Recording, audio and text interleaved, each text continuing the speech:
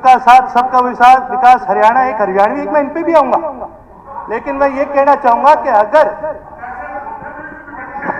मैं दोनों को बोलूंगा जी। डिप्टी स्पीकर साहब के फादर साहब भी उस समय विधानसभा का एक हिस्सा था, आपने भी इस मुद्दे को उठाने का काम करे, लेकिन परंतु एक बड़ी दुख की बात है जहां एक तरफ तो सरकार किसानों को तो घेरने का काम करती है कि जी पराली जलाने की वजह से बहुत ज्यादा पोल्यूशन है, बहुत ज्यादा पोल्यूशन है, लेकिन पूरा एग्रीकल्चर सेक्टर जो है वो केवल 10% कंट्रीब्यूट करता है। आप लिख के दें। रिस्पेक्टेड स्पीकर सर, सबसे पहले जी मैं आपका धन्यवाद करना चाहता हूं कि आपने गवर्नर्स एड्रेस पे बोलने का मुझे दोबारा एक मौका दिया, हमारे दल को मौका दिया। साथ ही साथ आज गवर्नर्स एड्रेस काफ़ी गंभीरता से सभी साथी सुन रहे होंगे, विपक्ष के पक्ष के दोनों साथियों ने सुना होगा। तो आज इस पे जी कई ऐसे विषयों पर चर्चा हुई जिसको मैं ये मानता हूं कि एक बड़ा ऑक्सीमोरन सा था ये एड्रेस, कि एड्रेस के अंदर ही कई बातों पे बड़ी कॉन्ट्रडिक्शन हुई है। सबसे पहले पैराग्राफ 6 में माननीय गवर्नर साहब ने एक बात का जिक्र करा कि भाई एंटी करप्शन जो पॉलिसीज हैं उनके बारे में जिक्र किया गया। साथ ही साथ पैराग्राफ 8 में नीति, नियत, निष्ठा, निर्णय इनके बारे में जिक्र किया गया। और फिर उसके बाद उसके अंदर ये बात भी रखी गई, माननीय अशोक अरोड़ा जी ने भी ये बात उठाई कि भाई जो पुरानी जो सरकारें थी उनकी जो करप्ट पॉलिसीज है, क्या उनके ऊपर कार्रवाई करना जरूरी नहीं है करप्शन फ्री सरकार चलाने के लिए? बिल्कुल जरूरी है। और जब उन्होंने जिक्र करा तो उन्होंने पिछले 10 साल की सरकार का तो बड़ा जिक्र करा कि भी कई सारे घोटाले थे, शराब घोटाला था और घोटाले थे, कि जी इन सब पर कार्रवाई होनी थी। लेकिन मैं आपके माध्यम से हाउस में एक बात और लाने का काम करूंगा कि उससे पहले एक चार्जशीट 2014 में माननीय मनोहर लाल जी खट्टर जी उस समय हरियाणा प्रदेश के मुख्यमंत्री थे, उनको एक चार्जशीट दी गई थी जिसके अंदर कांग्रेस के जो 10 साल जो घोटाले हुए हैं उन सभी घोटालों का विवरण किया गया था। और उस समय माननीय मुख्यमंत्री साहब ने यह बात कही थी कि जी इसके ऊपर हम पूरी तरह से कार्रवाई करने का भी काम करेंगे। साथ ही साथ अभी माननीय वत्स साहब ने भी ये बात कही कि जी सरकार को भी एक ऐसा प्रेसिडेंट सेट करना चाहिए जहां पर करप्शन के खिलाफ पूरी तरह से कार्रवाई होनी चाहिए। जब सरकार 2014 में बनी तो माननीय रामविलास शर्मा जी ने भी इस बात पर बड़ा जिक्र करा कि जी जो पुरानी सरकारें हैं उन सरकारों में जो करप्ट प्रैक्टिसेस हुई हैं उनके ऊपर एक एसआईटी भी बनाई जाएगी, रिटायर्ड जज को भी बिठाया जाएगा, एक कमेटी भी बनाई जाएगी। लेकिन दुख की बात यह है कि ये चीजें हाउस के फ्लोर पर तो इन सब का जिक्र हुआ है, लेकिन उसके अलग कभी भी इनके ऊपर कोई कार्रवाई करी नहीं। माननीय अशोक अरोड़ा जी भी मेरे साथ मेरे ख्याल से सहमत होंगे, क्योंकि जो चार्जशीट थी उस चार्जशीट के ऑथर माननीय अशोक अरोड़ा जी ही थे, जिसके अंदर कांग्रेस के जो 10 साल का राज था उसका पूरा एक ब्यूरो दिया गया है। मैं तो आपके माध्यम से इस हाउस के सामने ये बात लाना चाहता हूं कि जहां पर बात की जाती है इस प्रदेश को करप्शन फ्री बनाने की, तो फिर वही बात है जी कि भाई सबका साथ सबका विकास हरियाणा एक हरियाणवी एक मैं इन पे भी आऊंगा,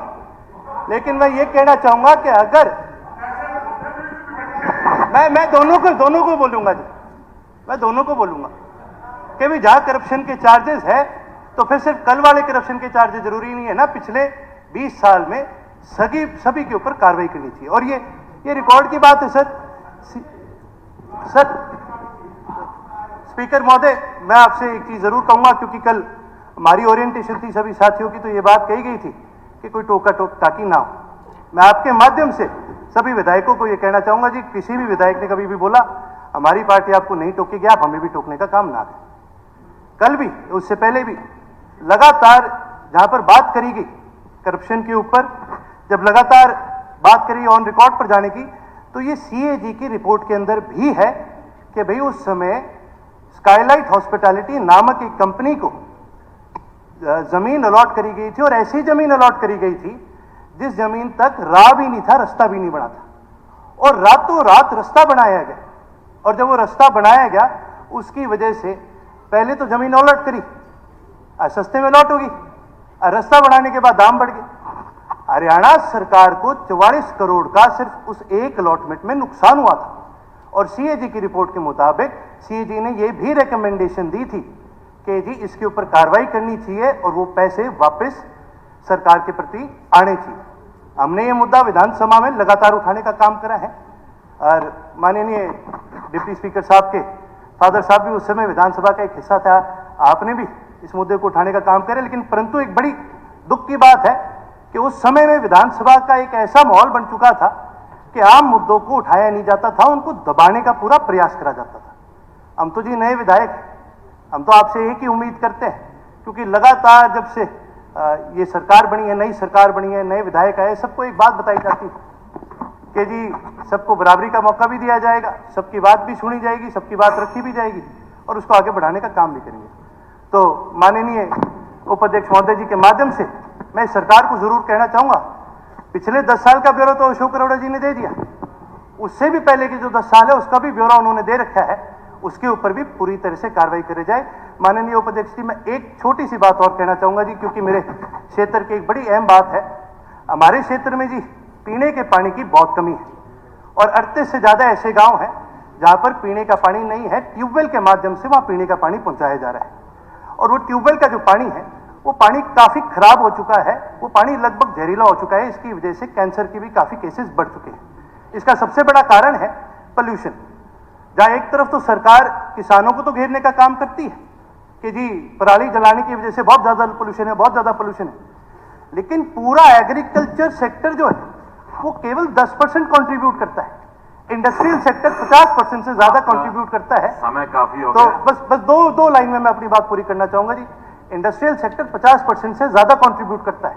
यदि कोई किसान इसका उल्लंघन करता है, उस पर 2 साल का बैन है, तो इंडस्ट्रियल सेक्टर में कोई उल्लंघन करता है उसके ऊपर भी इसका 2 साल का बैन लगना चाहिए, तभी हम मानेंगे भी हरियाणा एक हरियाणवी। एक छोटी सी बात और कहना चाहूंगा जी, आपके माध्यम से मैं मंत्री जी से कहना चाहूंगा, क्योंकि रानिया शहर एक बड़ा शहर है और उसके अंदर आज तक नहरी पानी पीने का पहुंचा नहीं है, तो उपाध्यक्ष जी के और अध्यक्ष साहब के माध्यम से मैं माननीय मंत्री जी को ये कहना चाहूंगा कि जी आप भी रानिया के अंदर नहरी पानी पीने का पहुंचाने का काम करें। आपने मुझे समय दिया, उसके लिए जी बहुत बहुत धन्यवाद है जी। जय हिंद।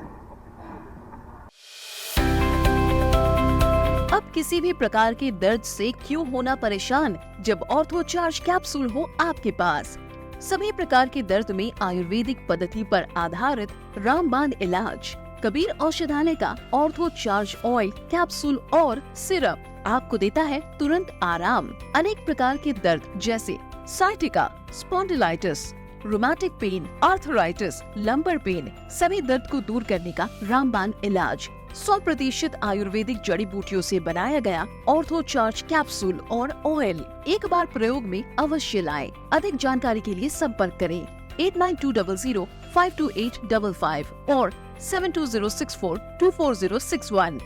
एड्रेस कबीर औषधालय, सेक्टर 14, सोनीपत, दिल्ली, NCR।